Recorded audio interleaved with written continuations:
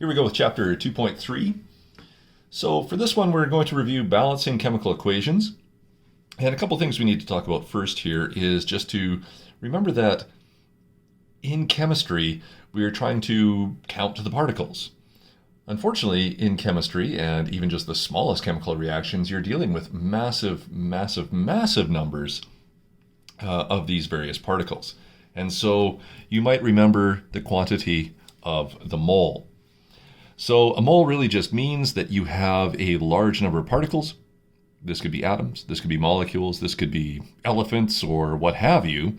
And so when dealing with a mole quantity, we do remember Avogadro's number, in which we're talking about 1 mole is equal to this many, 6.022 times 10 to the 23 particles.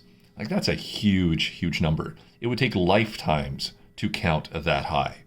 Okay? So we bundle things into more manageable chunks. You know, this is not dissimilar from, let's saying, I want to talk about ordering or getting some donuts. All right, I don't order 12 donuts. I ordered a dozen donuts because a dozen is the name I give to 12. So we've done this many times. For this then, 1 mole of lithium atoms is that many lithium atoms. If I take 1 mole of liquid bromine, it's that many bromine molecules. Remember your molecular elements.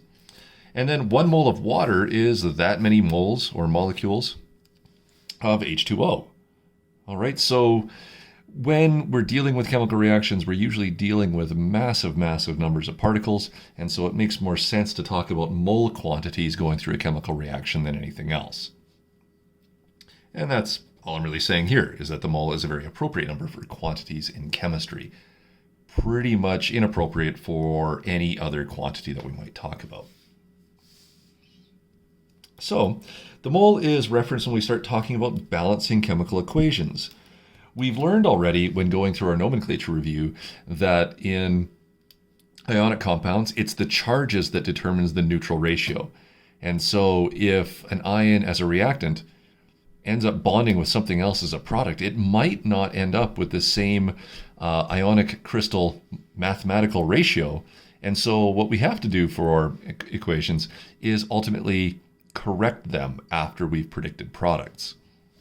So if we take a look at something like this here, you've got 1 molecule of nitrogen, incredibly tiny quantity.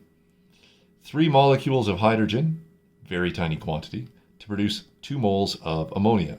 So we wouldn't really talk about it that way because that would be an insignificant amount of reactant and product. So we could up it a little bit here and talk about a dozen molecules, 3 dozen, and 2 dozen. And so we still see that 1 to 3 to 2 ratio that needs to happen. What makes most sense is to talk about this as a 1 mole of nitrogen requiring 3 moles of hydrogen to produce 2 moles of ammonia, which would be some more realistic quantities that we could see and work with in a lab.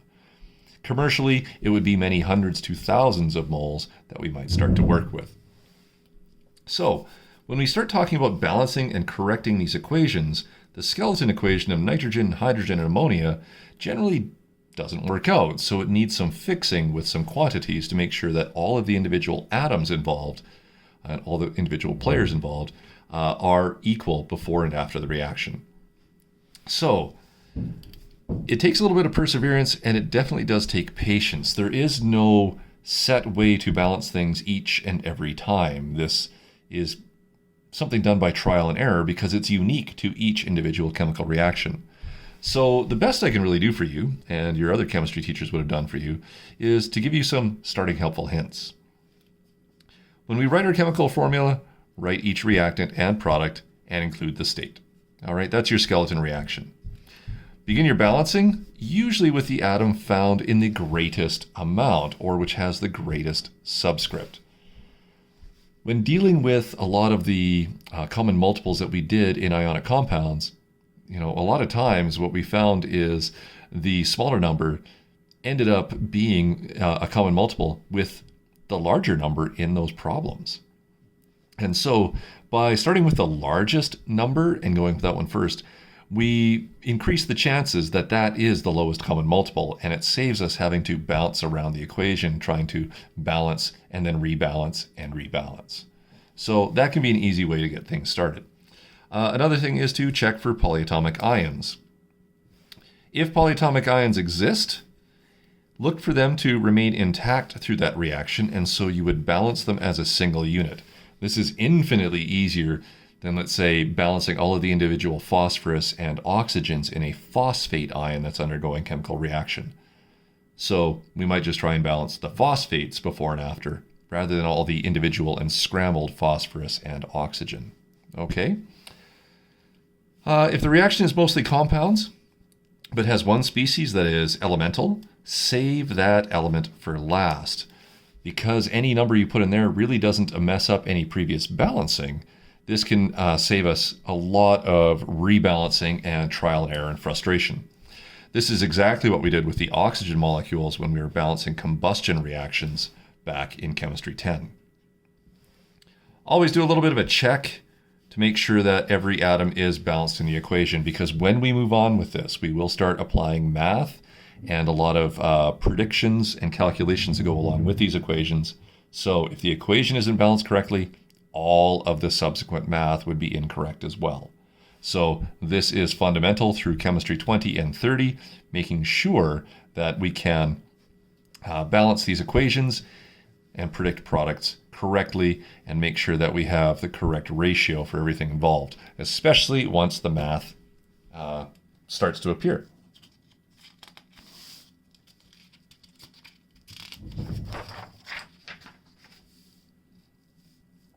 So we can go through this and take a look at a bit of the trial and error here.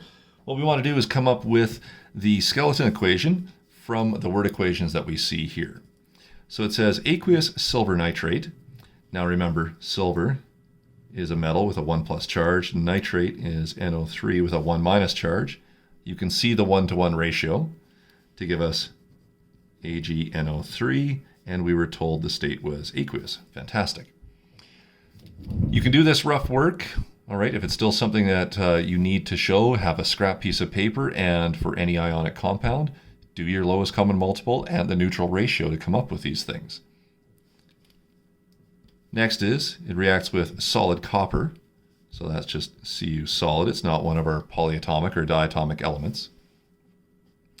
And then that produces aqueous copper 2 nitrate, so we know that we have the copper 2+ ion and still some nitrate. You can see the 2 and 1 charges here, so it's going to take 2 nitrates to balance out the charge on 1 copper. So that gives us copper bracket NO3 bracket 2. We were told the state is aqueous. And then finally we have some solid silver. All right, so there is your skeleton equation. We can see that silver nitrate reacts with copper to produce copper 2 nitrate and some silver. What we do need to check is to make sure that all of the quantities make sense. You might notice right away that we have 2 nitrate ions on the product side, but only 1 on the reactant side. That takes some fixing. So I can't go in and add more nitrate to silver nitrate because they were predetermined by their 1-to-1 ratio. So all I can do is double the quantity of silver nitrate that I have in the reaction. So if I have 2 silver nitrate crystals, or if I have 2 moles of silver nitrate, which is a better quantity, then my nitrates, which are in a 2 mole quantity over here, are balanced. But by putting a doubling coefficient in front of silver nitrate, I've also doubled the amount of silver I have as a reactant. Now you'll notice that your silvers are kind of out of whack. So by doubling this, I fixed nitrate, but I messed up silver. Let's go fix silver. And so I need to double that as well. There's one last one to check in here, and that's copper. I have 1 mole of copper when I look at the proportions here, and I have 1 mole of copper over here. So now it is all correct. I hope that feels familiar to you and you remember doing things like this. Here's another one where we have ammonia gas. So that's NH3 gas. It's one of your memorized molecules. And it decomposes into its elements. Well, if it decomposes into nitrogen, remember nitrogen, part of the magic 7+1, is a diatomic gas. And hydrogen, the +1, was also one of our diatomic gases. So those are things that you do have to remember from the previous chapter and our review. When you take a look at this one, you'll see that the nitrogens seem out of whack, and the hydrogens, again, are not balanced. So we do need to fix that. I'm going to start with my highest number of 3 and compare it to 2. 3 and 2 don't balance equally and easily. They have a lowest common multiple of 6. So if I need 6 hydrogens to become balanced on either side, it's going to take 3 molecules of hydrogen and 2 molecules of ammonia. Okay, so that was just to fix the hydrogens. By doubling the number of molecules of ammonia, I now have 2 nitrogens as my reactants, and I have 2 in my products. So now it's balanced. Okay, so this is always a correction factor. This is something that we have to do because the nature in which we come up with the compound formulas is not necessarily compatible with the conservation of mass, which is what needs to be shown through a chemical reaction. All right, we're not creating or destroying matter here, we're just rearranging various atomic and ionic groupings. All right, solid calcium phosphate. So if we take a look at that one, calcium is a 2+ ion, phosphate is PO4 with a 3- charge. So a 2 and a 3 have a common multiple of 6, just like we saw in the earlier reaction. And so calcium phosphate must be Ca3 bracket PO4 bracket 2, and we were told it's solid. This reacts with sulfuric acid. Now we would have to go through that one. Sulfuric acid, if you use that translation table, is aqueous hydrogen sulfate. Hydrogen treated as a +1 ion. Sulfate is SO4 with a 2- charge. And so sulfuric acid, which you probably remember, is H2SO4. And acids are always aqueous. This produces phosphoric acid, again, which would be aqueous hydrogen phosphate is the modern name for phosphoric acid. And so hydrogen with a +1 charge and phosphate with a 3- means that I have to be H3PO4 to balance. And yes, I am kind of expecting you guys to understand how to translate acid names and come up with the formulas as we go through. If you're still having struggles with this, go back to the video on 1.6 and practice. The last thing we have here is solid calcium sulfate.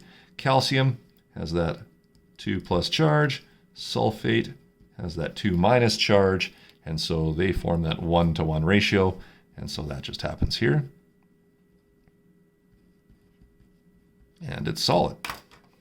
Okay, so now we just need to balance things. And we have some pretty big numbers here. I can start with my hydrogen or I can start with my calcium. Both are good places to start. For poops and giggles here, I'm just going to start with the hydrogen, and I see 3 hydrogens here, 2 over here. Oh, that reminds me that I have a lowest common multiple here of 6, so it's going to take 2 of these and 3 of those. Okay, so if I now have my hydrogens fixed, I now have 3 sulfates with my sulfuric acid, but only 1 sulfate over here, so I'll need to triple that. All right, that now gives me 3 calciums. Check over here. Hey, 3 calciums. That worked out nicely. And the one I still need to check again is phosphate. There are 2 phosphates here. 1 phosphate and phosphoric acid, but I've doubled it, so now that's good. Everything is balanced. One more to look at here. Let us take a look at methanol burning in the presence of oxygen to produce carbon dioxide and water vapor. Methanol, one of those memorized molecules, CH3OH, and it's liquid from your memorized list. It burns in the presence of oxygen, one of our diatomic elements, to produce carbon dioxide. That's a molecular name that we're just translating. And water, we know water. That's H2O liquid. Okay, so here we have a combustion reaction with just a single elemental thing in here. This makes a lot of sense for us to balance this guy last here rather than our binary ionic compounds, because any number I put here ultimately is not going to mess up any of the carbons or hydrogens or previous balancings that I've done. So typically in combustion, we would start with carbon. There's 1 here, 1 here. We're good. 3 plus 1 more are 4 hydrogens with methanol, but only 2 with water. So I'm going to have to double up the amount of water, aren't I? Now we need to take a look at the oxygens, and there's a whole bunch of oxygens all over this one. There's 2 here. There's another 1 in each water, but I have 2 waters, so that's 2 more there, so a total of 4 oxygens. All right, over here, I have 1 and 2 more. what number could I possibly put in here in order to get that to be 3 atoms of oxygen? Ultimately, what I need is 1.5 molecules of oxygen, and so we would typically use an improper fraction of 3/2, which is 1.5. And so 1.5 oxygen molecules is 3 atoms of oxygen plus 1 more gives me 4 over here. So you might recall having fractional coefficients when dealing with the combustion reactions. If that really bothers you, no big deal. You can multiply everything by whatever denominator you have. So in this case, multiply everything by 2, and you could get rid of those fractions with a new set of coefficients in which you would have 2 moles of methanol, 3 moles of oxygen, 2 moles of carbon dioxide, and 4 moles of water. Either one, the lowest terms with a fraction or doubling everything is just fine at this level. Okay, this obviously takes practice, it takes patience, and sometimes when they get a little bit tricky, a lot of trial and error. So what I'd encourage you guys to do is practice page 54, question number 4. If you need a little bit of extra practice, you can certainly do number 5. And again, those answers are found in D2L under the content section there. And then there's a handout here on balancing reactions. You should certainly take a look at doing some of those. They increase in their rigor as you go through. And so there's balancing equations. You can certainly try some of those simple decomposition ones. Then we get into some single replacements, get into a couple of double replacements. All right, so there's some good practice that you guys can try there. If you're looking for more, well, I won't specifically assign it. All right, there is a few more here in which you can just keep trying to come up with your balancing. And if you remember your reaction types, fantastic. See if you can categorize those. If not, wait for the next couple of lessons when we do review reaction types. Okay, so there's some extra practice for you. Good luck with everything, guys, and I will see you in the next video.